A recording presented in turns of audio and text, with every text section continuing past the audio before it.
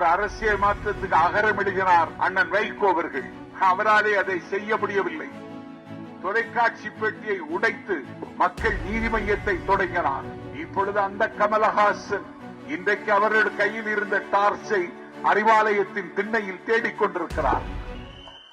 ஆட்சி மாற்றமும் ஒரு அரசியல் மாற்றமும் வேண்டும் என்பது தமிழ்நாட்டு மக்களினுடைய கனவு.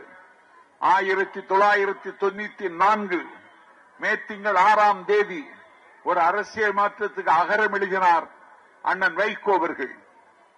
அவராலே அதை செய்ய முடியவில்லை. இன்றைக்கு அவரே எங்கள் தலைவர் விஜயின் காலடியில் வந்து விழுந்து கிடக்கிறார்.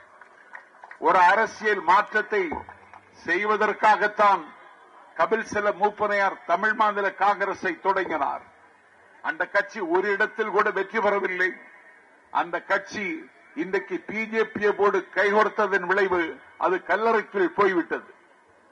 ஒரு அரசியல் மாற்றத்திற்காகத்தான் கேப்டன் விஜயகாந்த் விளிம்பி நிலை மக்களின் நம்பிக்கை பெற்ற மகத்தான தலைவன் விஜயகாந்த் தேசிய முற்போக்கு திராவிடர் கழகத்தை தொடங்கினார்.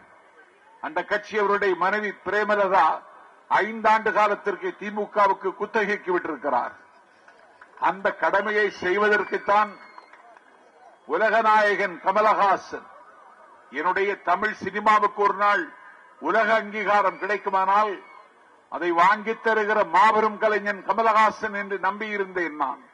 அந்த கமலஹாசன் அரசியல் மாற்றம் வேண்டும் என்று திமுகவின் மீது தீவிர வெறுப்பை கக்கி தொலைக்காட்சி பெட்டியை உடைத்து மக்கள் நீதி மையத்தை தொடங்கினார்.